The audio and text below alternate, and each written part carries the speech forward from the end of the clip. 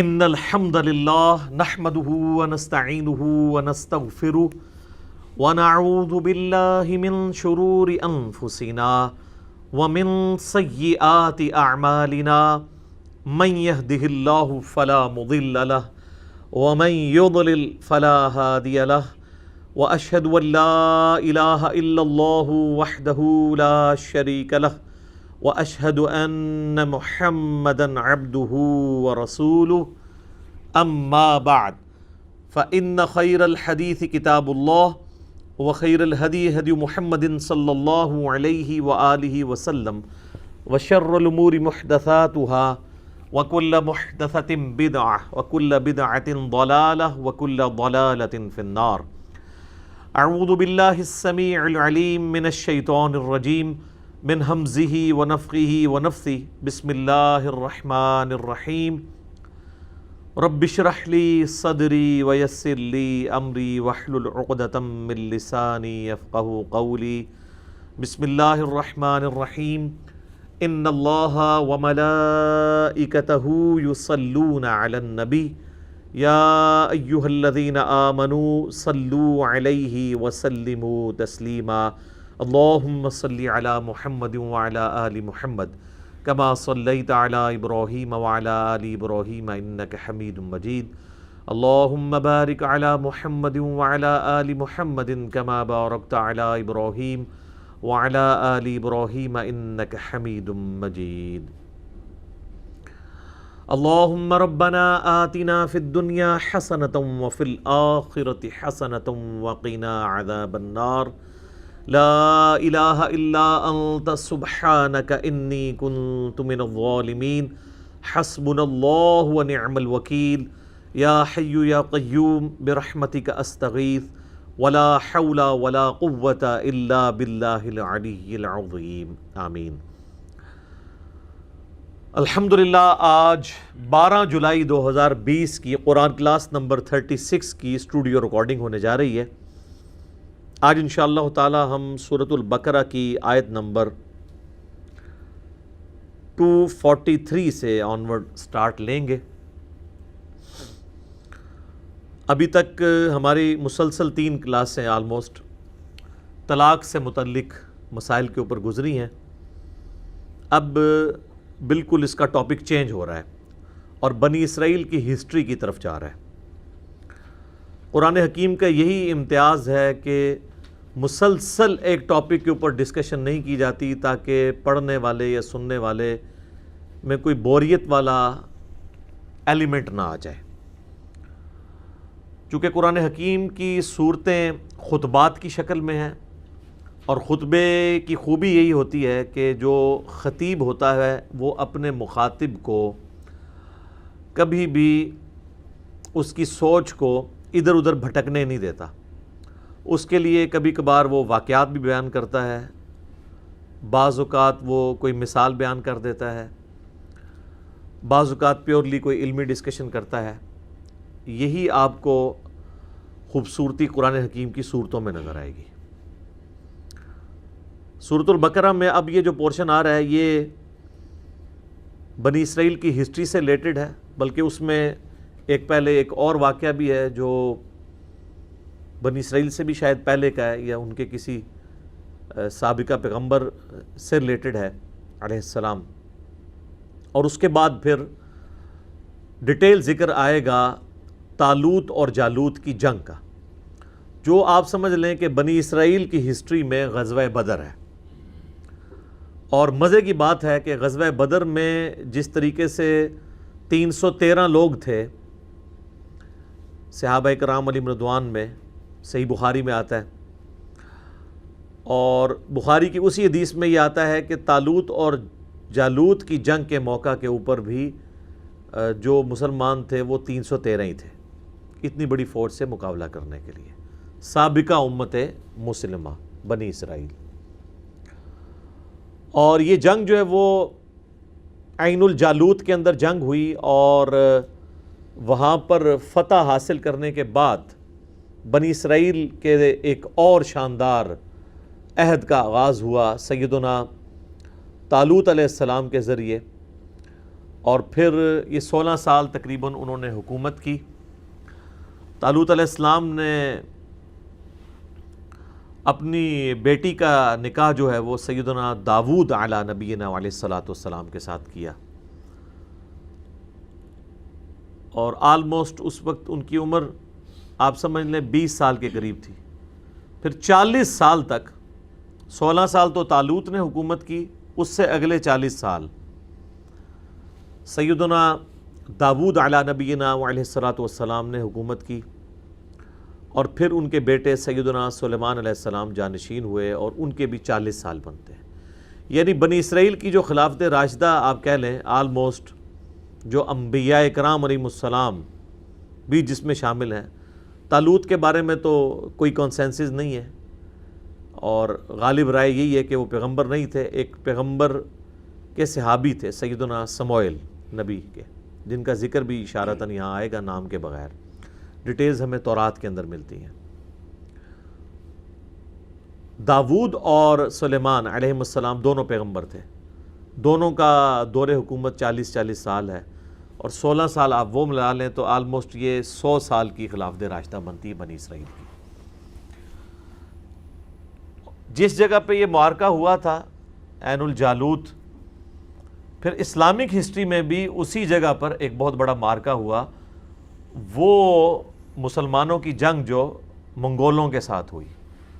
سلطان رکن الدین بیبرس نے پہلی دفعہ آپ سمجھ لیں شکست فاش دی منگولوں کو، ورنہ یہ آلموسٹ ان بیٹن تھے۔ اس کے بعد ہی پھر ان کا ڈاؤن فال بھی شروع ہو گیا۔ اس سے پہلے چھوٹی موٹی جھڑپوں میں انہیں ناکامیاں ضرور ہوئیں، لیکن اوورآل ہمیشہ آخری معرکہ منگولوں نے ہی فتح کیا سوائے اس ایک معرکے کے، اور یہ جنگ بھی اسی جگہ پر ہوئی۔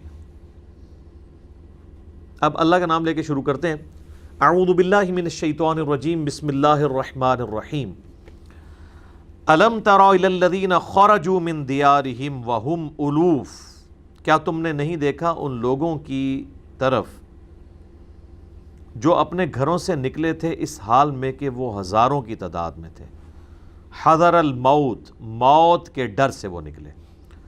اس کانٹیکسٹ میں المستدرک للحاکم میں صحیح سند سے ایک حدیث موجود ہے، موقوفاً حدیث ہے، ابن عباس کا قول ہے، مرفوع نہیں ہے وہ، کہ وہ کہتے ہیں کہ سابقہ امتوں میں ایک امت تھی جن کے علاقے میں طاعون کا مرض پھیل گیا، اور ان کی تعداد 4000 کے قریب تھی، تو وہ اپنے موت کے ڈر سے اپنا علاقہ چھوڑ کر نکلے، تو اللہ تعالیٰ نے ان سب کے سب لوگوں کو مار دیا۔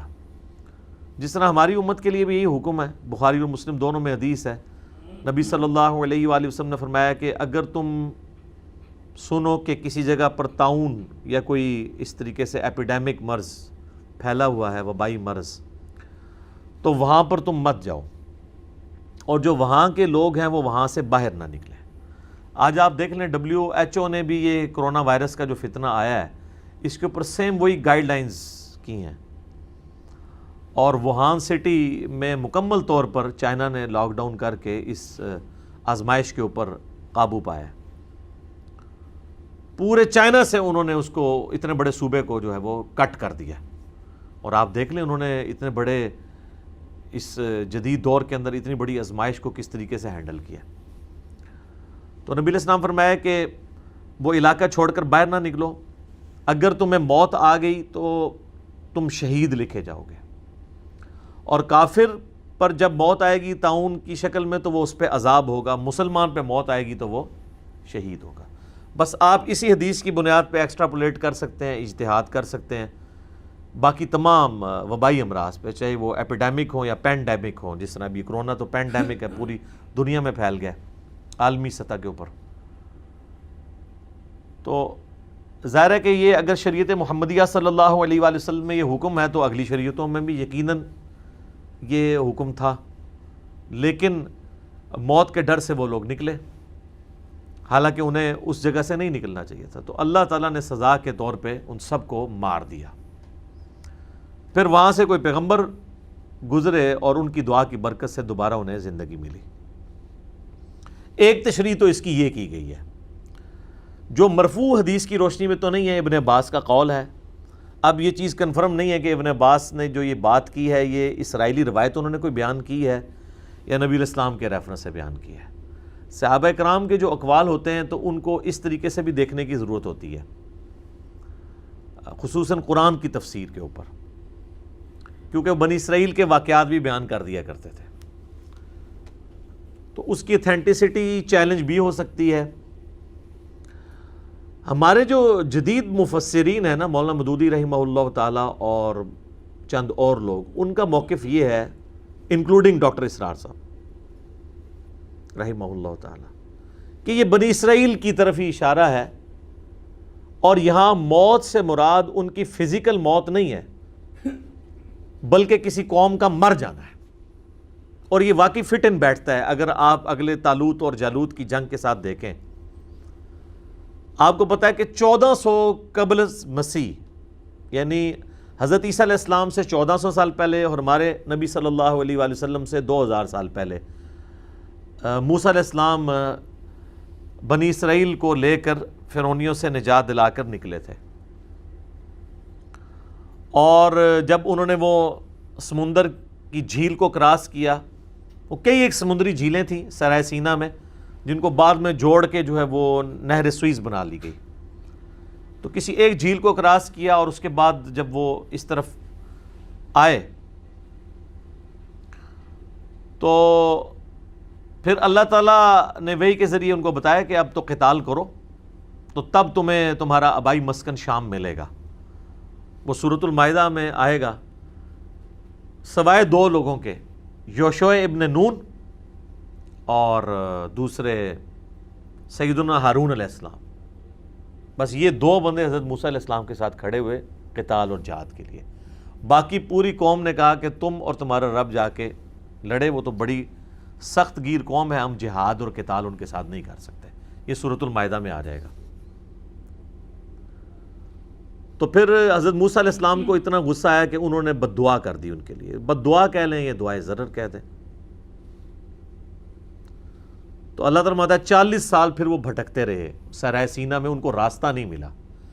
ان 40 سالوں میں وہ جو بزدل بنی اسرائیل تھے، وہ ایک ایک کر کے، بزرگ بابے آپ کو پتہ ہے بزدل ہی ہوتے ہیں، وہ مر گئے، اور جو وہاں صحرا میں جو ان کے بچے پیدا ہوئے، وہ جوانی کی عمر کو پہنچے، تو وہ اس ٹف ماحول کے عادی تھے۔ انہوں نے پھر وقت کے پیغمبر سے ریکویسٹ کی، اور اس وقت کے پیغمبر جو ہیں وہ حضرت یوشع ابن نون تھے، جوشوا انگلش میں کہتے ہیں۔ انہی 40 سالوں میں پہلے حضرت ہارون علیہ السلام فوت ہوئے، اور اس کے بعد حضرت موسیٰ علیہ السلام، اور وہ اسی صحرا میں دفن ہوئے۔ کوئی ان کا مزار نہیں ہے سر، کوئی عرس نہیں لگتا، گمنامی کی قبر ہے۔ صرف صحیح مسلم میں آتا ہے کہ میں نے شب معراج موسیٰ علیہ السلام کو اپنی قبر میں نماز پڑھتے ہوئے دیکھا۔ اگر میں آج گزروں تو میں تمہیں سرخ ٹیلے کے پاس ان کی قبر بتا سکتا ہوں کہ کس جگہ پہ ہے، اور رسول اللہ ہی بتا سکتے ہیں، کیونکہ وہ تو گمنامی میں قبر تھی۔ تو سیدنا موسیٰ علیہ السلام بھی فوت ہوئے، ہارون علیہ السلام پہلے ہی فوت ہو گئے۔ پھر جو ان کے صحابی تھے حضرت ہارون کے، یوشع ابن نون، ان کو اللہ تعالیٰ نے پیغمبر بنا دیا۔ بلکہ بخاری مسلم میں آتا ہے کہ بنی اسرائیل پہ اتنا لمبا عرصہ اس حال میں گزرا ہے کہ ایک پیغمبر فوت ہوتے وقت دوسرے پیغمبر کو اپنا خلیفہ چھوڑ کے جاتا تھا۔ آلموسٹ 1400 سال تک ان کی پیغمبروں کی وہ جو چین ہے وہ نہیں ٹوٹی۔ اس دوران غلامی کا دور بھی ان پہ آیا ہے۔ یہ نہیں تھا کہ پیغمبر آتے تھے تو ان کو غلبہ ہوتا تھا۔ اگر یہ رومن امپائر کے نیچے غلام تھے تو پیغمبروں سمیت غلامی کی زندگی بھی گزری۔ تو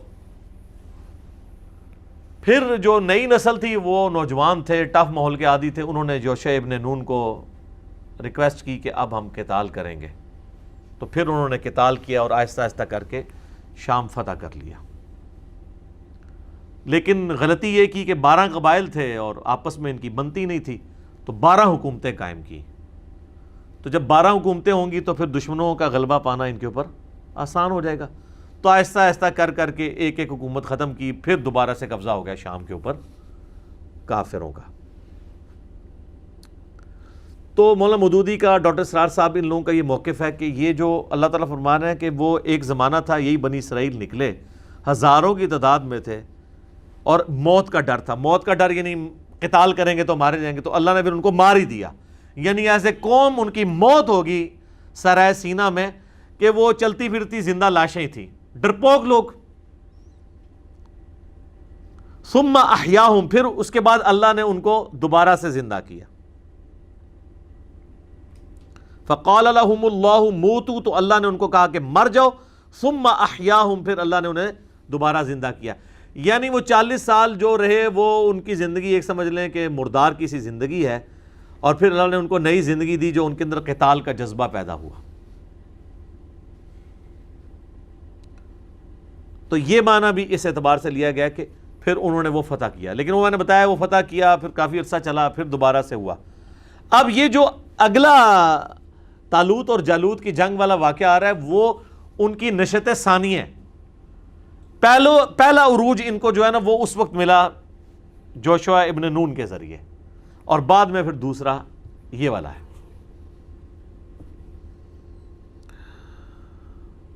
ان اللہ لذو فضل علی الناس, بے شک اللہ تعالیٰ بڑا مہربان ہے لوگوں پر. ولکن اکثر الناس لا یشکرون, لیکن اکثر لوگ جو ہیں وہ شکر گزاری کی روش اختیار نہیں کرتے. وقاتلوا فی سبیل اللہ واعلموا ان اللہ سمیع علیم, اور قتال کرو اللہ کے راستے میں اور جان لو کہ اللہ تعالیٰ سننے والا علم والا ہے. تو اب یہ قتال سے وہ ریلیشن شپ بنتا ہے کہ یہ جو ان کی موت ہوئی تھی وہ قتال سے بھاگنے کی وجہ سے ہوئی تھی. ایز اے قوم, جیسے کہتے ہیں نا یہ مردہ قوم ہے اور یہ زندہ قوم ہے. اور عین ممکن ہے کہ ابن عباس کا جو قول ہے وہ والی بات ہو کہ فزیکلی واقعی کو موت آئی ہو اور پھر پیغمبر کی دعا سے وہ زندہ ہو گئے ہوں. تو یہ دونوں واقعات, یعنی اس میں بعض اوقات یہ اہل حدیث تھوڑے سخت ہو جاتے ہیں. وہ کہتے ہیں جب آپ اس طرح کی گفتگو کریں گے تو پھر اس میں یہ ہے کہ وہ ظاہری الفاظ کو آپ بدل رہے ہیں. ظاہری الفاظ کو نہیں, قرآن حکیم میں کچھ چیزیں واقعی محاورتاً بھی آ رہی ہوتی ہیں. صرف ظاہری الفاظ کے اوپر آپ جائیں گے تو وہ اس میں بھی کوئی حرج نہیں ہے, لیکن اس کو کانٹیکسٹ میں بھی سمجھنا چاہیے. خود اہل حدیث ہی مانتے ہیں کہ جو سورۃ البقرہ میں آیا ہے کہ کھاتے پیتے رہو جب تک کہ سفید ڈورا کالے سے ممتاز نہ ہو جائے, تو وہ کہتے ہیں بخاری مسلم میں حدیث ہے کہ حضرت عدی ابن حاتم نے جو ہے وہ اپنے سرہانے میں جو ہے وہ رکھا ہوا تھا کالا اور سفید ڈورا. تو وہ دیکھتے رہتے تھے کہ جب اندھیرے میں ان دونوں میں فرق جب تک ظاہر نہیں ہوتا, یعنی اتنی آسمان کی روشنی نہیں ہوتی, تو وہ ساری کرتے تھے. تو نبی علیہ السلام تک بات پہنچی تو آپ فرمایا اس سے مراد یہ والے ڈورے نہیں, آسمان کے ڈورے ہیں. تو ظاہری الفاظ میں تو دونوں طرف مانے جا سکتے تھے نا. انہوں نے وہ فزیکل ڈورے لیے, نبی علیہ السلام نے آسمان کا ڈورا لیا. تو اس طرح ہو جاتا ہے, اور اس کے اوپر فتویٰ نہیں لگانا چاہیے. اسی طریقے سے سورۃ القصص کی آخری آیت ہے کہ ہر چیز جو زمین پہ ہے وہ فنا ہو جائے گی, صرف تمہارے رب کا چہرہ باقی رہے گا. اب وہاں پہ آپ اہل حدیث کا ترجمہ پڑھے تو انہوں نے چہرے کی بجائے کیا کہ اللہ کی ذات باقی رہے گی. اگر لفظی معنوں میں رہے تو پھر چہرہ ہی ترجمہ کرنا چاہیے. تو کہتے ہیں نہیں, چہرے سے مراد اللہ کی ساری ذات ہے. ٹھیک ہے. اسی طریقے سے بخاری مسلم میں حدیث ہے کہ قیامت والے دن کوئی سایہ نہیں ہوگا سوائے اللہ کے سائے کے, اور 7 لوگوں کو اللہ کا سایہ نصیب ہوگا. اب اس میں ترجمہ کرتے وقت اہل حدیث بھی اور باقی سب بھی کہتے ہیں کہ یہاں اللہ کے سائے سے مراد عرش کا سایہ, اللہ کا سایہ نہیں ہے, اللہ کے عرش کا سایہ. تو تعویل کرتے ہیں. تو تعویل کے اوپر یہ کہہ دینا یہ جہمیہ ہیں, یہ بالکل ایکسٹریم رویہ ہے. اللہ یہ کہ جہاں آپ کو بالکل واضح کوئی چیز ملے جس میں تعویل ممکن نہ ہو. یہ میں ٹیکنیکل علم الکلام کی بحثیں بھی ساتھ کرتا ہوں تاکہ جن لوگوں کا اس فیلڈ میں انٹرسٹ ہے ان کو بھی یہ معاملات کلیئر ہوں کہ تھنک آؤٹ آف باکس کریں, خام خواہ کسی کے اوپر فتوے نہیں لگانے چاہیے. تو دونوں معنی درست ہیں. ابھی اسی طرح کی ایک تعویل آگے بھی تالوت اور جالوت کی جنگ میں بھی آئے گی. وہاں پہ بھی اہل حدیث کہتے ہیں کہ نہیں جی, آپ تابوت سکینہ کے بارے میں جو یہ موقف رکھتے ہیں یہ قرآن و حدیث کے خلاف ہو جائے گا. قرآن و حدیث یعنی وہ جو جس کو وہ قرآن و حدیث سمجھ رہے ہوتے ہیں, حالانکہ دونوں طرف معنی ممکن ہوتا ہے. اس طرح کی تعویلات ممکن ہیں. ایک وہ تعویلات ہیں جو غلام پرویز نے کی ہیں, اس نے تو قرآن حکیم کی تعریف کر دی ہے, اس کے ہم حق میں نہیں ہیں. لیکن جو کتاب اللہ کو, سنت کو, صحیح الاسناد حدیث کو ماننے والے ہیں ان کے بارے میں اس طرح کا گمان نہیں کرنا چاہیے. من ذا الذی یقرض اللہ قرضا حسنا, کون ہے تم میں جو اللہ تعالیٰ کو قرض حسنا دے. فیضاعفہ لہ اضعافا کثیرا, تو تو اللہ تعالیٰ پھر اس کو کئی گنا کثرت کے ساتھ بڑھا کر اس کو واپس کر دے گا، یعنی قیامت والے دن۔ واللہ یقبض ویبسط والیہ ترجعون، اور اللہ تعالیٰ ہی کسی کا رزق جو ہے وہ روک لیتا ہے اور کسی کا رزق کشادہ کر دیتا ہے، اور تمہیں لوٹ کر اسی کی جانب جانا ہے۔ تو یہاں پہ وہ والی گفتگو مکمل ہوئی جو بنی اسرائیل کی جو ہسٹری طالوت اور جالوت کی جنگ سے پہلے والا ایک معاملہ ہے۔ اب جناب آیت نمبر 246 سورۃ البقرہ کی، اس سے آن ورڈ پارہ نمبر 2 کے کمپلیٹ ہونے تک 252 تک مسلسل طالوت اور جالوت کی جنگ، جو ایک سمجھ لیں غزوہ بدر ہے بنی اسرائیل کی ہسٹری کا، اس کا ذکر ہے۔ بخاری مسلم میں انہی آیات کی روشنی میں آتا ہے کہ غزوہ بدر میں بھی نبی الاسلام کے اصحاب جو ہیں وہ 310 سے کچھ اوپر تھے، یعنی 313، اور جو طالوت کے ساتھ جنہوں نے مل کے جہاد کیا جالوت کے خلاف، وہ بھی بنی اسرائیل میں مسلمان 313 تھے۔ الم تر الی الملأ من بنی اسرائیل من بعد موسیٰ، کیا تم نے نہیں دیکھا اس گروہ کو جو بنی اسرائیل سے تھا موسیٰ علیہ السلام کے بعد، یعنی وہی جو میں نے بتایا سرائے سینا میں جن کی وہ پوری پرورش ہوئی، ایک ان کے یعنی آباء و اجداد تھے اور ایک یہ لوگ تھے، اور اس کے بعد پھر 12 قبائل سے حکومتیں بنیں، پھر کافروں نے ان پہ حملہ کر کے بنی اسرائیل کی 12 حکومتیں بھی ختم کر دیں، پھر دوبارہ زوال کا ان کے اوپر پیریڈ شروع ہو گیا۔ تو اب دوبارہ سے عروج کی طرف جانے کے لیے انہوں نے کہا اذ قالوا لنبی لہم، جب انہوں نے اپنے وقت کے پیغمبر سے کہا لہم ابعث لنا ملکا نقاتل فی سبیل اللہ، کہ آپ ہمارے لیے کوئی ایک ایسا امیر مقرر کر دیں کہ اس کی سرکردگی میں ہم اللہ کی راہ میں جہاد کریں، کوئی بادشاہ سپہ سالار مقرر کر دیں۔ اب یہاں سوال پیدا ہوتا ہے کہ یہ وقت پیغمبر کیوں نہیں سپہ سالار بنا؟ یہ ہمیں یعنی اس کانٹیکسٹ میں تورات میں ملتا ہے کہ یہ یعنی سیدنا تورات سے مراد اولڈ ٹیسٹمنٹ، جس میں اگلے انبیاء کے صاحب بھی ہیں، ورنہ صرف تورات کی بات کریں تو وہ تو اس واقعے کے بعد نازل ہوئی ہے، داؤد علیہ السلام تو بعد میں منظر عام پہ آئے ہیں۔ اولڈ ٹیسٹمنٹ میں جو سموئیل پیغمبر کے جو صحیفے ہیں نا، اس میں یہ ملتا ہے کہ یہ سموئیل پیغمبر تھے۔ تو انہی کے نام کے اوپر وہ آپ کے ویسٹ انڈیز کا جو پلیئر ہے سیمیل، ہاں، تو یہ کرسچنز کے ہاں یہ نام چلتا ہے بنی اسرائیل کی ہسٹری میں، ہم اسے سموئیل کہہ دیتے ہیں اردو کے اندر۔ تو وہ جو سموئیل پیغمبر تھے وہ کافی بوڑھے ہو چکے تھے، تو ان کو کہا گیا کہ آپ کوئی مقرر کریں۔ ہمارے نبی علیہ السلام کے کیس میں بھی آپ دیکھیں، آپ علیہ السلام تو چند ایک میدان جنگ میں سامنے آئے نا، ادروائز آپ علیہ السلام خود تلوار لے کے تو میدان جنگ میں نہیں آتے تھے۔ صحابہ کرام تو یہ رسک نہیں لیتے تھے کہ آپ صلی اللہ علیہ وآلہ وسلم کو فرنٹ پہ لے کے آئیں، وہ تو آخری وقت تک، ایون غزوہ بدر کے موقع پہ بھی آپ کا خیمہ تو پیچھے لگا ہوا تھا، وہ تو احد کے اندر بھگدڑ مچ گئی تو کافر نبی علیہ السلام تک پہنچے، وہ ایک ایکسیپشنل کیس تھا۔ اس طریقے سے غزوہ حنین کے موقع پہ چونکہ 12,000 کا لشکر ہی تتر بتر ہو گیا، تو نبی علیہ السلام تو چونکہ لیڈر تھے تو آپ نے فرنٹ سے لیڈ کیا اور خود آگے گئے، اور پھر قرآن میں آتا ہے بس ایک مٹھی پھر آپ نے کنکریوں کی پھینکی تھی، وَمَا رَمَيْتَ اِذْ رَمَيْتَ وَلَكِنَّ اللَّهَ رَمَى، تو وہ سارے کے سارے اندھے ہی ہو گئے سامنے۔ تو یہاں پر وہ پیغمبر بوڑھے ہو چکے تھے تو ان سے ریکویسٹ کی گئی کہ آپ ایک کوئی ینگ سا سپہ سالار ہمارے لیے مقرر کریں، ہم اس کی سرکردگی میں مل کے تو دوبارہ سے اپنی کھوئی ہوئی جو سرزمین ہے شام کی وہ حاصل کر لیں۔ تو اب وہ پیغمبر کیا کہہ رہے ہیں؟ ظاہر ہے ان کی مینٹلٹی کو تو سمجھتے تھے نا۔ قال هل عصیتم ان کتب علیکم القتال اللہ تقاتلوا، ان کا ایسا نہ ہو کہ میں اللہ سے ریکویسٹ کروں اور وہ کوئی مقرر کر دے قتال تمہارے اوپر اور پھر تم قتال سے ہی منکر ہو جاؤ، کیونکہ تمہارے بزرگوں کی بھی پیچھے ہسٹری یہی ہے، یہی کیا تھا نا انہوں نے، حضرت موسیٰ علیہ السلام کو بھی چٹا جواب دے دیا تھا۔ تو وہ ان کے ذہن میں ہسٹری تھی. قالوا وما لنا الا نقاتل فی سبیل اللہ، وہ کہنے لگے کہ یہ کیسے ہو سکتا ہے بھلا کہ ہم جہاد سے منکر ہو جائیں.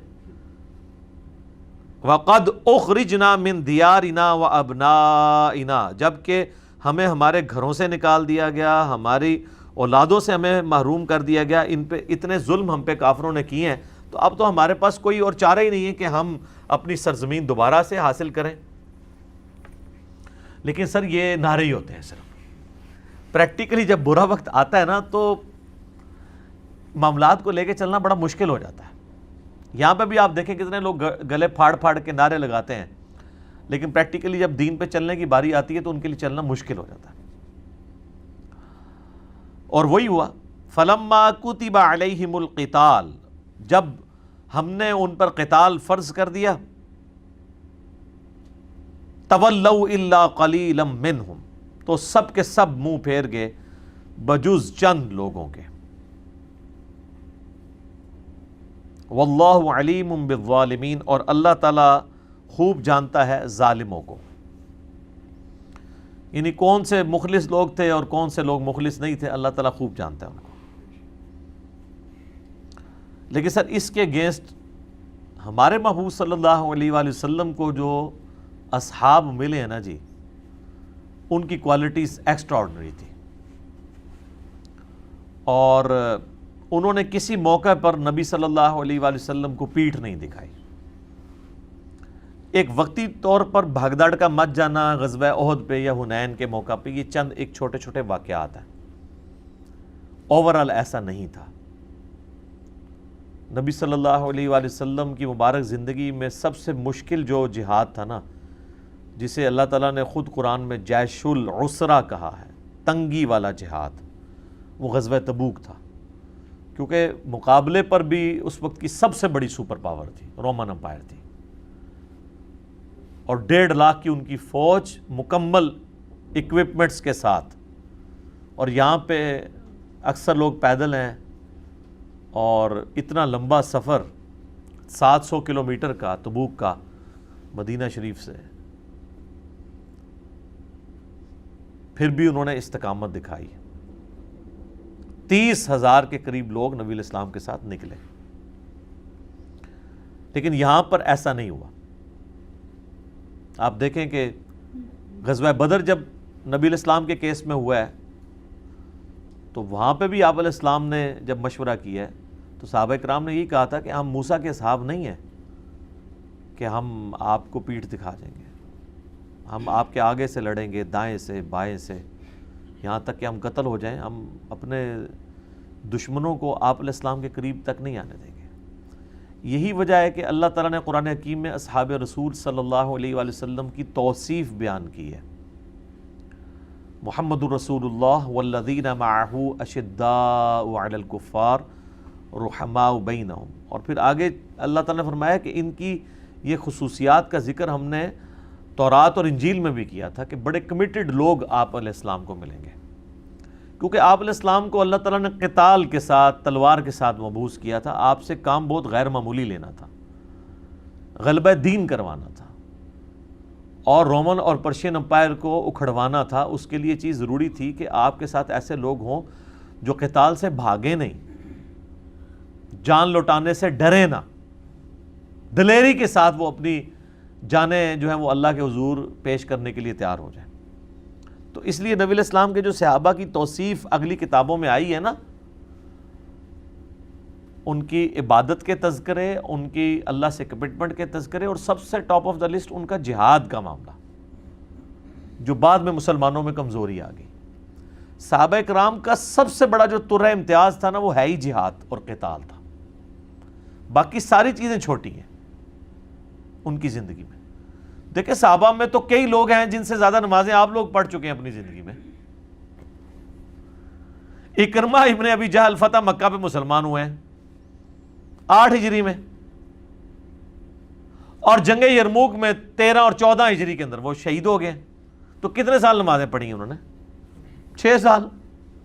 6 سال کے روزے رکھے ہوں گے. تو آپ میں سے کتنے لوگ ایسے 25-30 سال کے روزے یا نمازیں پڑھ چکے ہیں؟ ان کی زندگی میں جو ڈومیننٹ پہلو تھا نا وہ یہ تھا کمٹمنٹ فار گاڈ، جان ہتھیلی میں، اور اس وقت سب سے زیادہ ضرورت بھی اسی چیز کی تھی. جس طرح میں کہتا ہوں کہ اس وقت سب سے زیادہ ضرورت جو ہے وہ ہے جہاد بن نفس کی، کہ اپنے نفس کو اللہ کی اطاعت میں لگایا جائے، بے حیائی سے اور حرام کاریوں سے اپنے آپ کو بچایا جائے. یہ بہت بڑا فتنہ ہے اس وقت میڈیا کی وجہ سے، بچنا ان چیزوں سے. اس وقت قتال کی ازمائش سب سے بڑی ازمائش تھی اور صحابہ اس میں پورے اترے. وقال لهم نبیہم ان اللہ قد بعث لکم طالوت ملکا. تو جناب دعا تو خود کروائی تھی، تو پھر اللہ نے اپنے وقت کے پیغمبر کو وحی کی، تو وہ ان کے نبی نے ان سے کہا کہ بے شک اللہ تعالیٰ نے طالوت کو تمہارا بادشاہ، تمہارا سپہ سالار مقرر کیا ہے. اچھا، اب انہی آیات کے روشنی میں نا جو صلاح الدین یوسف صاحب ہیں نا، جنہوں نے احسن البیان لکھی ہے، جو سعودی عرب سے مفت ترجمہ دیا جاتا ہے، آپ کو پتہ ہے یہ سارے لوگ بنی امیہ کے یعنی خدمت گار ہیں. تو وہ کوئی موقع جانے نہیں دیتے قرآن حکیم میں بھی بنو امیہ کو ثابت کرنے کا. یہاں سے ان کے دماغ میں شیطان نے ایک وسوسہ ڈالا، وہ انہوں نے تفسیر میں لکھ دیا. انہوں نے کہا کہ یہ جو طالوت اور جالوت کے کیس میں جو طالوت کو اللہ تعالیٰ نے بادشاہ مقرر کیا، تو اس سے ملوکیت ثابت ہو جاتی ہے کہ ملوکیت بھی اللہ تعالیٰ کو پسند ہے. یعنی یہ ملوکیت یہاں اپنے لغت کے معنوں میں آئی ہے، اصطلاح کے معنوں میں نہیں. لغت کے معنوں میں دیکھیں تو نبی صلی اللہ علیہ وآلہ وسلم بھی ملک تو تھے، بادشاہ تھے نا، امیر المجاہدین بھی تھے اور امام الموحدین بھی تھے. لیکن جب ہم اصطلاح میں بات کرتے ہیں نا، خلافت راشدہ یا علی منہاج النبوہ، ان معنوں میں تو معاذ اللہ استغفر اللہ، نہ نبی علیہ السلام ملک تھے، نہ سیدنا ابو بکر عمر عثمان و علی رضی اللہ عنہم اجمعین وعلیہم السلام اجمعین وہ ملک تھے. ان معنوں میں تو معاذ اللہ ہی ان کو گالی دینا ہے. اگر آپ اصطلاح کے معنوں میں ملوکیت لیں گے، اگر آپ لغت کے معنوں میں لیں گے، اس سے مراد حکمرانی ہے، وہ تو اللہ بھی بادشاہ ہے.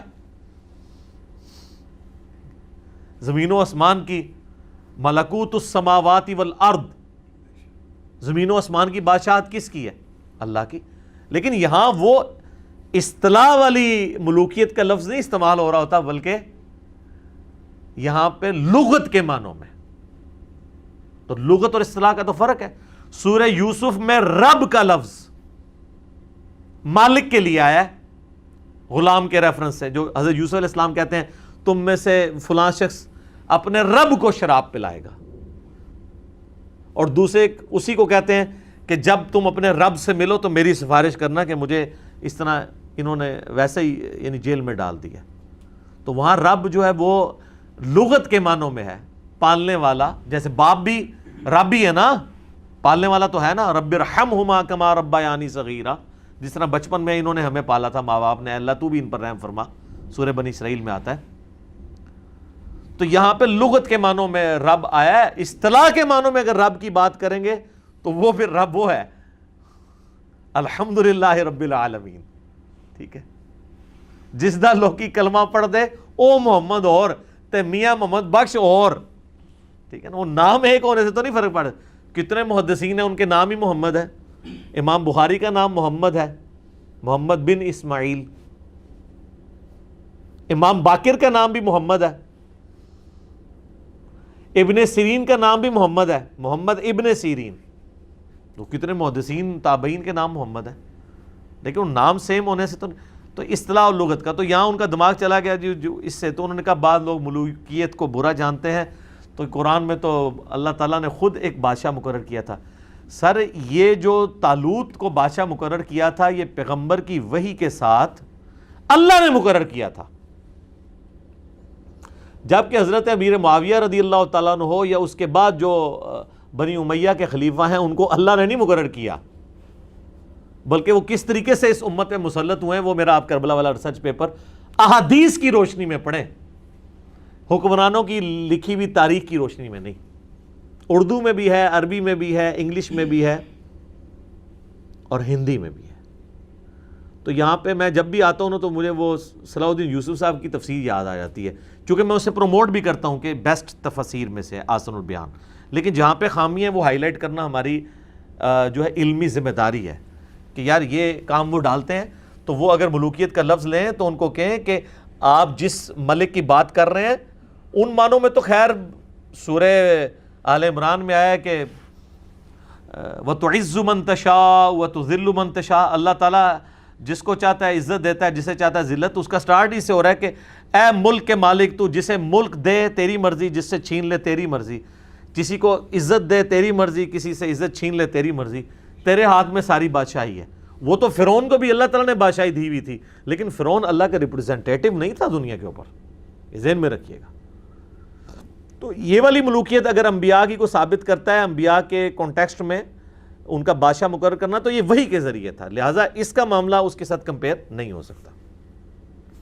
قالوا انا یکون لہ الملک، وہ کہنے لگے کہ کس طرح اس کے ہمارے اوپر وہ امیر مقرر ہو سکتا ہے، علینا ہم پر، ونحن احق بالملک، جبکہ ہم زیادہ جو ہے وہ امارت کے حقدار ہیں کہ ہم جو ہے وہ امیر بنیں، منہ اس سے، وَلَمْ يُؤْتَ سَعَةً مِّنَ الْمَالِ، اور اسے نہ تو مال میں کوئی وسعت دی گئی ہے،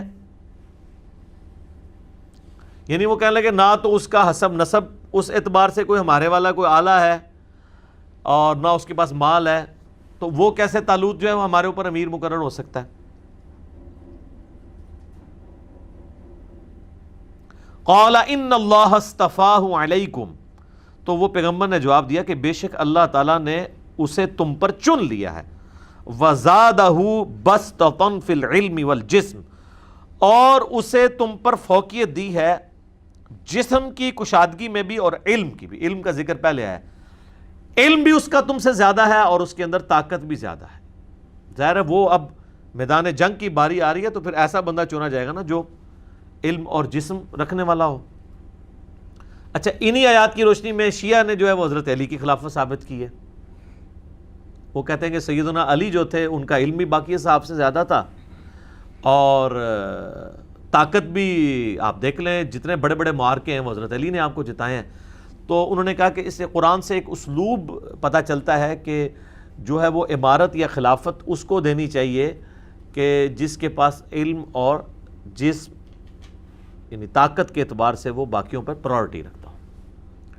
تو اگر یعنی ایک اصول اور مبادی کے طور پر دیکھا جائے تو بالکل ٹھیک ہے یہ بات ان کی، اور میرا تو موقف بھی ہے، میری تو ویڈیوز بھی ریکارڈڈ موجود ہیں کہ اگر نبی علیہ السلام کے بعد سیدنا علی کو خلیفہ چن لیا جاتا تو اس میں کوئی ایسی حرج والی بات بھی نہیں تھی، لیکن چونکہ نبی علیہ السلام کی تربیت ایسی تھی کہ آپ علیہ السلام نے جو جسے کہتے ہیں نا اقربا پروری، اس کو کبھی بھی اپنے قریب نہیں آنے دیا، اور بعض اوقات اس قسم کی چیزیں کسی اپنے قریبی کے حق میں وہ سمجھ لیں ڈیبٹ کے طور پہ بھی ثابت ہو جاتی ہیں، اور وہ حقدار بھی ہو تو اس حق سے پیچھے ہو جاتا ہے یا اسے کر دیا جاتا ہے۔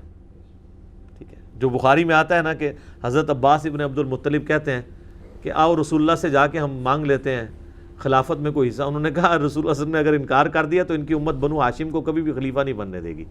تو حضرت علی کو یہ پتہ تھا کہ نبی علیہ السلام فی نفسہ ہی خلیفۃ اللہ ہے فی الارض، تو آپ اپنے رشتہ داروں کو کبھی بھی آگے نہیں آنے دیں گے اس اعتبار سے خود۔ ہاں امت چن لے وہ علیحدہ معاملہ ہے، خود جب بھی آپ کا معاملہ آئے گا نا تو آپ یہ نہیں کریں گے، کیونکہ نبی علیہ السلام کے وہ بچوں کی مانند تھے۔ تو لہٰذا اس سے آپ علمی دلیل تو ضرور پکڑ سکتے ہیں، لیکن اس سے اگر کوئی شخص کہے کہ اجماع صحابہ انکلوڈنگ خود سیدنا علی کا بھی ابو بکر عمر عثمان کی بیعت کر لینا وہ قرآن کے خلاف تھا، تو پھر آپ کا دوسرا ایکسٹریم رویہ ہوگا۔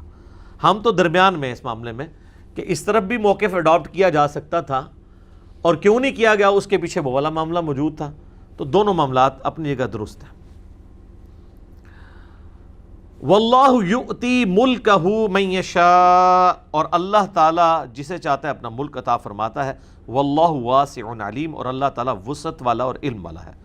وقال لهم نبیہم، اور ان کے نبی نے ان سے کہا، ان آیت ملکہ ان یأتیکم التابوت فیہ سکینہ، کہ یہ جو طالوت کی بادشاہی ہے اس کی نشانی اللہ کی طرف سے یہ ہے، یعنی تمہیں اگر شک ہو کوئی معاذ اللہ میں نے تم سے غلط بیانی کی ہے تو اللہ تعالیٰ نشانی کے طور پہ کہ اللہ تعالیٰ کی تائید اس کو حاصل ہے، اللہ تعالیٰ تمہیں تابوت سکینہ واپس لوٹا دے گا، وہ تابوت جس میں تمہارے لیے سینوں کا سکون ہے، من ربکم تمہاری رب کی طرف سے، وَبَقِيَّةٌ مِّمَّا تَرَكَ آلُ مُوسَىٰ وَآلُ ہارون، اور اس میں موسیٰ علیہ السلام اور ہارون علیہ السلام کے چھوڑے ہوئے تبرکات بھی موجود ہیں، تحملہ الملائکہ جسے فرشتے اٹھائے ہوئے لائیں گے، ان فی ذالک لآیہ اس میں تمہارے لیے ہوگی نشانی، لکم تمہارے لیے، ان کنتم مؤمنین اگر واقعی ہی تم ایمان لانے والے ہو، بات ماننے والے ہو۔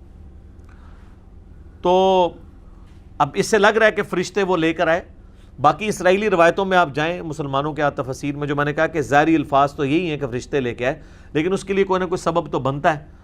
تو وہ کہتے ہیں کہ جو کفار تھے نا، وہ اس تابوت سکینہ کو بنی اسرائیل سے اٹھا کر لے گئے، تو جہاں وہ لے گئے وہاں پہ وبائی امراض اور بیماریاں آئیں، تو ان لوگوں کے دلوں میں اللہ نے یہ بات ڈالی ان کے کاہنوں کے ذریعے جس طریقے سے بھی، کہ یہ اس تابوت کو یہ تمہارے لیے نوست کے طور پہ ایسے چھوڑ دو۔ تو انہوں نے ایک بہت بڑے جو گڈھا تھا، ایک سمجھ لیں بیل گاڑی، اس کے اوپر اس کو رکھا اور ہانک دیا کہ وہ جدھر بھی جائے ادھر نکلے۔ تو وہ فرشتے اسے ہانک کے بنی اسرائیل کے پاس واپس لے، حالانکہ یہ بڑی پرانی بات تھی کہ وہ لے گئے ہوئے تھے۔ تو ایگزیکٹ اسی موقع پہ جب طالوت کو اللہ تعالیٰ نے مقرر کیا، تو یہ پیغمبر نے پہلے ہی بتا دیا کہ بھائی، تو وہ فرشتے ان ڈاکٹر صاحب کا موقع پہ فرشتے ہانک کے لائے، وہی کہتے ہیں جی وہ تعریف کر رہے ہیں قرآن میں، وہ فرشتوں سے انکار نہیں کر رہے۔ اہل حدیث کہتے ہیں نہیں، ظاہری الفاظ میں لیں کہ فرشتے فزیکلی سامنے آئے، چلو اگر فزیکلی بھی آگے ہوں اینڈ رزلٹ سیم ہی ہے، اس کے اوپر بحث نہیں کرنی چاہیے۔ اس طرح کی تعویلات میں پہلے بھی بول چکا ہوں۔ بہرحال وہ لے کر آگے۔ اس میں کیا تھا؟ حضرت موسیٰ علیہ السلام کا عصا تھا، جو آج کل یہ پھر دوبارہ سے کہہ رہے ہیں ہم، یعنی بیت المقدس کی توسیع کے اعتبار سے وہ کہہ رہے ہیں اس میں نیچے تہ خانوں کے اندر تابوت سکینہ موجود ہے۔ تابوت سکینہ پہ میرا الگ سے ایک کلپ ریکارڈڈ ہے، آلموسٹ 5 لاکھ کے قریب یوٹیوب پہ لوگ دیکھ چکے ہیں۔ آپ تابوت سکینہ لکھیں یوٹیوب کے اوپر، وہ ویڈیو کھل جائے گی۔ آج میں اتنی ڈیٹیل میں نہیں جاؤں گا، بس موٹی موٹی بات کر رہا ہوں۔ تو اس میں عصا موسوی تھا، وہ آج اگر یہودی حاصل بھی کر لیں تو وہ کچھ کر تو نہیں سکتے، وہ حضرت موسیٰ کے ہاتھ میں ہی تھا معجزہ۔ حضرت موسیٰ علیہ السلام کی جبہ مبارک، آپ کی مبارک جوتیاں، اور ایک بوٹل کے اندر جو من ان کے اوپر، من و سلوا، سلوا تو وہ پرندے تھے نا، جو وہ رات کے وقت شبنم کے قطرے نازل ہوتے تھے وہ جو ریگستان میں، اور وہ پھر میٹھی میٹھی بوندیاں یا وہ شکر کی گولیاں بن جاتی تھی، وہ چند ایک تبرکات بزرگوں کے وہ چلتے آ رہے تھے، یعنی یہ وہ اصل والے تبرکات نبیوں والے، تو وہ اس کے اندر موجود تھے۔ اور بنی اسرائیل کا یہ عقیدہ تھا کہ جس جنگ میں ہمارے پاس اگر یہ ہوگا تو ہمیں فتح نصیب ہو جائے گی، لیکن دیکھ لیں وہ آ بھی گئے، پھر بھی لڑنے کے لیے تھوڑے لوگ ہی گئے ہیں۔ اب وہ جناب کنکلوڈنگ آیات آ رہی ہیں۔ فلما فصل طالوت بالجنود، جب طالوت علیہ السلام اپنی فوج کے ساتھ روانہ ہوئے تو انہوں نے اپنی اس فوج کو کہا، قال ان اللہ مبتلیکم بنہر، ان قریب اللہ تعالیٰ تمہیں ایک پانی کی نہر کے ذریعے آزمائے گا، فمن شرب منہ فلیس منی، تو جس نے وہاں سے پیٹ بھر کے پانی پی لیا تو وہ مجھ سے نہیں ہوگا، ومن لم یطعمہ فانہ منی، اور جس نے پانی نہ پیا وہ مجھ سے ہوگا، الا من اغترف غرفۃ بیدی، ہاں اگر ایک پانی کا چلو سے جتنا پانی جو تھوڑا سا پی سکتے ہو، 1-2 چلو، اس کی اجازت ہے۔ ظاہر ہے وہ اتنا ٹف سفر کر کے آئے تھے اور پیاس سخت لگی ہوئی تھی، اب وہ اگر اونٹوں کی طرح پانی پینا شروع کر دیتے تو آگے جنگ انہوں نے کیا لڑنی تھی؟ کہتے نا بھوکھا شیر جڑا صحیح لڑتا ہے، تو اگر پانی پی لے تو بندہ، جس طرح آپ بھی افطاری کے بعد جب 3-4 گلاس پھڑکا جاتے ہیں ادھر ہی گر جاتے ہیں نا، تو اللہ تعالیٰ نے آزمایا کہ پیاس بھی تھی لیکن پانی بس اتنا کہ جسے کہتے ہیں کلی کرنے کے برابر، تھوڑا سا ایک حلق تر کرنے کے لیے، کیونکہ آگے جنگ کرنی ہے۔ اب اتنی پیاس ہے تو پیو گے تو پھر تو بیٹھ ہی جاؤ گے ادھر، بس وہی ہوا۔ فَشَرِبُوا مِنْهُ إِلَّا قَلِيلًا مِنْهُمْ، تو اکثریت نے پانی گھٹا گھٹ پی لیا، چند لوگوں نے، اور وہ بخاری میں آتا ہے 313 لوگ تھے، جس طرح صحابہ بدر 313 تھے، انہوں نے جو ہے نا وہ، لیکن وہ 313 نے پھر کایا کلب کر دی ہے۔ آج لاکھوں کے اجتماعات ہو رہے ہیں، دنیا میں کوئی فرق نہیں پڑ رہا، یہ فرق ہے، وہ 313 نہیں ہے۔ فَلَمَّا جَاوَزَهُ هُوَ وَالَّذِينَ آمَنُوا مَعَهُ، جب وہ اس نہر کو عبور کر کے جو ہے وہ طالوت کے ساتھی آمنا سامنا ہوا ان کا جالوت کے ساتھ. قالوا لا طاقت لنا اليوم بجالوت وجنودہ. تو اب دیکھ لیں بزدل لوگوں نے تو یہی کہنا تھا نا, زیادہ تر تو بزدل تھے جنہوں نے پانی بہت زیادہ پیا, وہ کہہ لگے آج تو ہمارے اندر کوئی طاقت نہیں ہے کہ جالوت کا مقابلہ کریں. اس کا قد بھی اتنا اونچا تھا کہ بنی اسرائیل کے لوگ اس کے ٹخنوں یا پنڈلی تک آتے تھے, ایڈی بڑی وہ بلا سی, تو اس کو کون گرا سکتا تھا. پھر اس نے زیرہ بھی پہنی ہوئی ہوتی تھی, فل زیرہ کے اندر ہوتا تھا, ایک آنکھ کا حصہ اس نے صرف چھوڑا ہوتا تھا جس سے وہ دیکھتا تھا, تو اس سے تو اکیلے سے کوئی نہیں لڑ سکتا تھا. اور پھر اتنا بڑا لشکر. قال الذین یظنون انہم ملاقو اللہ, لیکن وہ لوگ جنہیں یہ یقین ہے کہ مر کے اپنے رب کے پاس جانا ہے, وہ جو 313 تھے, وہ کہنے لگے کم من فئۃ قلیلۃ غلبت فئۃ کثیرہ باذن اللہ. اور کئی دفعہ ہوا ہے کہ چھوٹی سی جماعت نے بہت بڑے لشکر کو اللہ کے اذن سے شکست دے دی ہے. یہ تم کیا بات کر رہے ہو کہ اس کو ہم شکست نہیں دے سکتے؟ واللہ مع الصابرین, اور اللہ تعالیٰ صبر کرنے والوں کے ساتھ ہے. ولما برزوا لجالوت, جب جالوت سے ان کا مقابلہ ہوا, گولیت اس کا آپ کو بائبل میں یعنی اولڈ ٹیسٹمنٹ کے اندر آپ کو یہ نام مل جائے گا, وجنودہ, اور اس کی فوج کے سامنے, تو اہل ایمان نے کہا قالوا ربنا افرغ علینا صبرا, اے اللہ ہم پہ صبر انڈیل دے, وثبت اقدامنا, اور ہمارے پاؤں کو مضبوط کر دے, فانصرنا علی القوم الکافرین, اور ہمیں کافروں کے مقابلے پہ مدد عطا فرما, آمین. سر یہ دعا غزوہ بدر سے پہلے یہ نازل ہوا ہے سب کچھ, تو مسلمانوں کو بھی اللہ نے دعا سکھا دی تھی کہ تمہارے اوپر بھی بدر والا معاملہ آنے والا ہے, تو تم نے یہی دعا مانگنی. پھر صحابہ کرام نے یہی دعا مانگی اور اللہ تعالیٰ نے مسلمانوں کو بھی فتح دی. فَهَزَمُوهُمْ بِإِذْنِ اللَّهِ, پس انہوں نے شکست دے دی اللہ کے اذن سے جالوت کی قوم کو اور اس کی فوج کو. وَقَتَلَ دَاوُودَ جالوت, اور داؤد نے جالوت کو قتل کیا. یہ داؤد علیہ السلام کی عمر اس وقت کہتے ہیں 16 سال تھی, اسرائیلی روایتوں میں آتا ہے, اور گڈریے تھے, بھیڑ بکریاں پالا کرتے تھے. ان کے پاس ایک گوپیا ہوا کرتا تھا, ایک چمڑے کا بنا ہوا, ایک سمجھ لیں ایک ہاتھ سا, جس میں وہ پتھر رکھ کے اور ساتھ رسی باندھ کے نا یوں گھما کے پھینکتے تھے. پرانے زمانے میں لوگ اسی طریقے سے شکار کیا کرتے تھے, یا گلیل ہوتی تھی یا تیر کے ساتھ. یہ بچپن سے چونکہ اس کے ماہر ہوئے ہوئے تھے, ان کا نشانہ بہت زبردست تھا, اور یہ شیروں کے اور بھیڑیوں کے جبڑے توڑ دیتے تھے ایک پتھر کے ذریعے رکھ کے, تو اتنا زبردست نشانہ تھا. تو بس انہوں نے اپنی ایکسپرٹی استعمال کی. وہ ایک اونچی جگہ پہ, پہاڑ پہ یا ٹیلے پہ چڑھ گئے, اور یہاں پہ لوگ یعنی گھبرائے ہوئے ہیں کہ اس کو جالوت کو کیسے گرائیں گے. انہوں نے کہا اس نامختون کا جو انجام میرے ہاتھوں ہوگا. یعنی یہ بنی اسرائیل کے لوگ اپنے مخالفین کے لیے ایک نٹوریس ورڈ کے طور پہ استعمال کرتے تھے کہ ہم ابراہیمی ہیں, ختنے کرواتے ہیں, اور یہ نامختون ہے. تو انہوں نے پھر اس گوپیے کے اندر وہ پتھر رکھ کے جب رسی گھمائی اور پھینکا, تو وہ جو ایک ہی آنکھ کی جگہ میں نے بتائی ہے نا تھی نا, وہ نشانہ ایسا تھا کہ وہ آنکھ سے وہ انٹر ہوا, اس کے دماغ میں چلا گیا. دماغ میں کوئی چیز چلی جائے تو وہ بڑے سے بڑی بھی کوئی بلا چیز ہو, تو وہ حضرت داؤد علیہ السلام جو ہے وہ اس طرح منظر عام پہ آگے. کیونکہ طالوت علیہ السلام تھے, تو انہوں نے پھر بعد میں اپنی 16 سال تو انہوں نے حکومت کی, اور اپنی بیٹی کا نکاح بھی حضرت داؤد کے ساتھ کر دیا, اس سے پھر حضرت سلیمان پیدا ہوئے. تو حضرت داؤد علیہ السلام اس طریقے سے منظر عام پہ آئے. وَقَتَلَ دَاوُودَ جالوت, اور قتل کر دیا داود نے جالوت کو. وَآتَاهُ اللَّهُ الْمُلْكَ وَالْحِكْمَةَ, تو اللہ تعالیٰ نے انہیں بادشاہی بھی عطا کی اور حکمت بھی, نبوت عطا کی. وَعَلَّمَهُ مِمَّا يَشَاءُ, اور اللہ تعالیٰ نے جو چاہا ان کو سکھا دیا. اب دیکھیں طالوت تو پیغمبر نہیں تھے, لیکن ان کا داماد پیغمبر ہوا, حضرت داود علیہ السلام. اور پھر یہ بنی اسرائیل کی ہسٹری, یعنی طالوت 16 ایئرز, جالوت یعنی اس کے بعد داود علیہ السلام جنہوں نے جالوت کو قتل کیا تھا 40 سال, پھر ان کے آگے بیٹے 40 سال سلیمان علیہ السلام. لیکن سلیمان علیہ السلام کے پھر 2 بیٹوں میں اختلاف ہو گیا, وہ پیغمبر تو نہیں تھے, اور وہ پھر 2 ریاستیں جو ہے وہ قائم ہو گئی. اور پھر آہستہ آہستہ ان کے اندر وہی معاملات شروع ہوئے, پھر ان کی حکومت ختم ہو گئی. پھر اللہ تعالیٰ نے حضرت عزیر علیہ السلام کو ان میں مبعوث کیا. پھر ان کی دعا کی برکت سے دوبارہ سے پھر بنی اسرائیل کو عروج ملا, اور وہ عروج جو ہے وہ حضرت سلیمان علیہ السلام اور حضرت داؤد علیہ السلام کی جو سلطنت تھی اس کے مقابلے کا ایک عروج دوبارہ سے انہیں ملا. وَلَوْلَا دَفْعُ اللَّهِ النَّاسَ بَعْضَهُمْ بِبَعْضٍ, اور اگر اللہ تعالیٰ بعض لوگوں کو بعض کے ذریعے نہ ہٹاتا رہتا, لَفَسَدَتِ الْأَرْض, تو زمین پہ فساد برپا ہو جاتا. وَلَٰكِنَّ اللَّهَ ذُو فَضْلٍ عَلَى الْعَالَمِينَ، لیکن اللہ تعالیٰ اپنے فضل و کرم فرمانے والا ہے سارے جہان والوں پر. اچھا، اسی سے ملتی جلتی ایک آیت جو ہے وہ سورہ حج میں بھی 40 نمبر آیت ہے کہ اگر اللہ تعالیٰ قتال کے ذریعے بعض کو بعض میں مسلط نہ کرتا تو زمین پر کوئی بھی اللہ کی عبادت گاہیں جو اللہ کے ذکر کے لیے بنائی گئی ہیں، معبد ہوں، گرجے ہوں، کلیسا ہوں یا مسجدیں، یہ سلامت نہ رہتی. جو میں نے وہ کرتارپور والے اپنی ویڈیوز کے اندر بھی جس آیت کی کوٹیشن یعنی میں نے اس میں کوٹ کیا تھا، تو یہاں پہ بھی اللہ تعالیٰ فرما رہا ہے کہ اللہ تعالیٰ یعنی قتال کے ذریعے یہ سب کچھ کرتا ہے.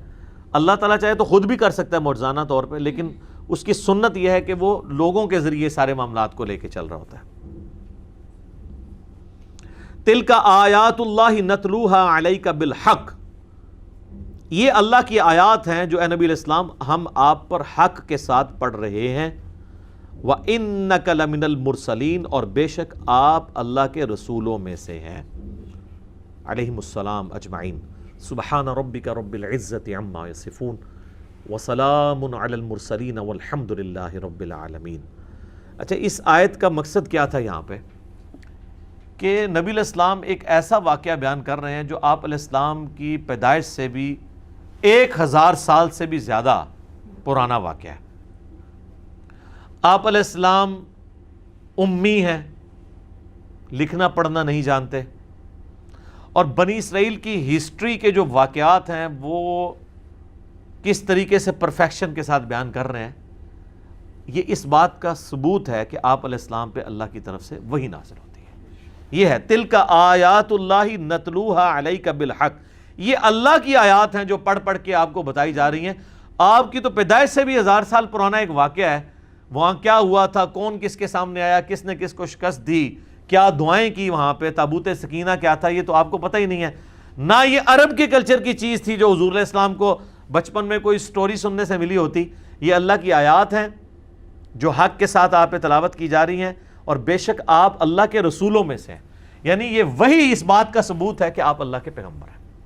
اچھا، یہ تو ایک ایسپیکٹ ہے اس کا اگر آپ کریٹیکل انالیسس دیکھنا چاہیں نا ان سارے واقعات کا، بنی اسرائیل کا، انکلوڈنگ یہ جو واقعہ تھا طالوت اور جالوت کا، آپ تفہیم القرآن پڑھیں. اس میں انہوں نے باقاعدہ قرآنک ورژن آف طالوت اور جالوت کی جو جنگ ہوئی تھی اس کو کمپیئر کروایا بنی اسرائیل کے ساتھ، کیونکہ یہ واقعات اولڈ ٹیسٹمنٹ میں بھی ملتے ہیں، اور اس میں کچھ واقعات تھوڑے بہت مختلف بھی ہوتے ہیں. تو وہ پھر کمپیریزن کرواتے ہیں، اور پھر جو کافروں کے اعتراضات ہوتے ہیں قرآن کے اوپر کہ جی قرآن پاک جو ہے وہ ہسٹری غلط بیان کر رہا ہے کیونکہ اولڈ ٹیسٹمنٹ میں یہ یوں لکھی ہوئی ہے. بھئی ہم تو مانتے ہیں کہ وہ ٹیمپرڈ فارم میں ہے اور اس کی حفاظت بھی ویسے نہیں ہے. ایک تو صرف یہ دعویٰ کرنا ہے، ایک یہ ہے کہ کوئی شخص انٹلیکچولی یہ پروف کر دے کہ تورات میں، یعنی اولڈ ٹیسٹمنٹ، تورات سے مراد میں رہ رہا ہوں پورے وہ صحائف سمیت، جو واقعات بیان ہوئے ہیں وہ قرآن سے مختلف ہیں، اور لاجیکلی کوئی شخص یہ ثابت کرے کہ وہ تورات کے اندر جو واقعات ہیں ان واقعات کے اپنے اندر اتنی کنٹراڈکشن موجود ہے ایک واقعے کو بیان کرنے میں کہ جو پروف کرتی ہے کہ وہ تو ان کی آپس کے جو واقعات کا تسلسل جو ہے وہ ایک دوسرے سے ٹکراتا ہے، اور قرآن پاک میں ویسی غلطی موجود نہیں ہے. تو ایک ٹیکنیکل گفتگو ہے. یہ گفتگو کی ہے مولانا مودودی نے، اور سر یہ وہ اعزاز ہے جو مودودی صاحب کو حاصل ہے. آپ اسلامک ہسٹری میں ساری قرآن کی تفسیر اٹھا لیں، ابن جریر طبری سے لے کے ابن کثیر تک، بڑے بڑے بزرگوں کی. آج تو ان میں سے کئی ایک اردو ترجمے کے ساتھ اویلیبل ہے نا. تفسیر ابن کثیر کے اوپر بہت لوگ کہتے ہیں نا جی بہت اچھی تفسیر ہے، میں بھی کہتا ہوں روایات کے اعتبار سے. لیکن تفسیر ابن کثیر میں ایک بہت بڑی جو خامی ہے نا وہ یہ ہے، ہمیں وہ کچھ عرصہ پہلے اکیڈمی میں امریکہ سے فون بھی آیا ایک بندے کا، اس نے کہا کہ جی ہم جب قرآن پڑھتے ہیں تو بنی اسرائیل کے واقعات ملتے ہیں، تو اور قرآن پاک اس کا ایک خاص واقعہ بیان کرتا ہے کہ جی یہود کے علماء سے پوچھ لو، تو جب ہم وہاں پہ جاتے ہیں تو ہم ان کو کیسے بتائیں کہ بھی تمہاری کتابوں میں یہ لکھا ہوا ہے. تو میں نے کہا اس میں آپ کی اس بزرگوں کی ساری تفسیریں فیل ہیں. اس کے لیے ایک ہی دنیا میں تفسیر ہے، وہ تفہیم القرآن ہے. جس میں انہوں نے پوری وہ تورات، انجیل اور وہ اولڈ ٹیسٹمنٹ، نیو ٹیسٹمنٹ کو پڑھ کے انہوں نے وہ سارے واقعات ڈھونڈے ہیں مودودی صاحب نے، اور باقاعدہ وہ ترجمے کے ساتھ لگائے ہیں چیپٹر میں. پھر اس کو کمپیئر کیا ہے کہ یہاں پہ یہ غلطی کرتے ہیں تورات کے اندر یا اولڈ ٹیسٹمنٹ میں یا نیو ٹیسٹمنٹ میں یہ غلطی ہے، قرآن میں یہ غلطی نہیں ہے، اور اس کو ٹیکنیکلی پروف کرتے ہیں ہر واقعے کو، چاہے وہ یوسف علیہ السلام کا واقعہ ہو، اس طریقے سے موسیٰ علیہ السلام کی تو ہسٹری کے کئی واقعات ہیں، جہاں تک میچ کرتے ہیں وہ کہتے ہیں دیکھیں یہ قرآن اور یہاں پہ میچ کر رہا ہے. اور اگر یہ معاذ اللہ جس طرح کافر کہتے ہیں کہ کاپی رائٹس کا مقدمہ کیا جاتا ہے، قرآن جو ہے وہ تورات سے چوری کر کے لکھا گیا، اس کا عربک ورژن ہے، تو پھر مولانا مودودی کہتے ہیں کہ قرآن وہ غلطیاں کیوں نہیں کرتا جو کنٹراڈکشنز اور غلطیاں تورات کے اندر پائی جاتی ہیں. یہ اس بات کا ثبوت ہے کہ یہ اللہ کی وہ کتاب ہے جو محفوظ ہے، یہ کسی مولوی کی لکھی ہوئی نہیں ہے، یہ نبی علیہ السلام اس کے رائٹر نہیں، بلکہ یہ اللہ کی طرف سے نازل ہوئی ہے آپ کے اوپر، اور آپ کے پاس جو کتاب ہے وہ اللہ تعالیٰ کی کتاب کا ٹیمپرڈ ورژن ہے، اس لیے اس میں ٹیکنیکلی کئی غلطیاں موجود ہیں، اور وہ غلطیوں کو ہائی لائٹ کرتے ہیں. اور وہ ایک عام تھوڑا پڑھا لکھا بندہ اس کو پڑھے گا نا تو اس کو واقعی پتہ چل جائے گا کہ یار یہ تو صرف اس طرح. اب یہ وہ خدمت تھی جو پرانے بزرگوں کو بھی کرنی چاہیے تھی، لیکن اللہ تعالیٰ جس سے کام لے، جب یہ مسلمانوں پہ فتنے ٹوٹے ہیں تو اللہ نے پھر اس طرح کا جینیس بندہ پیدا کیا. اس لیے میں کہتا ہوں کہ یعنی وہ مجھے ایک دفعہ ایک اہل حدیث عالم نے یہاں پہ بھی ایک ہنگامہ کھڑا کیا کہ یہ کہتا ہے کہ جی وہ جو مولانا مودودی ہیں یہ یعنی حافظ ابن کثیر سے بھی افضل ہیں. ٹھیک ہے، تو میں نے اس پہ پھر ان کو نا وہ ترکی بترکی جواب دیا تھا. میں نے کہا یہ تو آپ بہت بڑی بات کر رہے ہیں، معاذ اللہ میں تو یہ بھی کہنے کے لیے تیار نہیں کہ حافظ ابن کثیر مولانا مودودی سے افضل ہے. یہ میں نے ان کو اینٹی وینم دیا. یہ کون دعویٰ کر سکتا ہے؟ یہ تو اللہ کو پتا ہے، یہ کوئی صحابہ تابعین کی تو بات نہیں ہو رہی.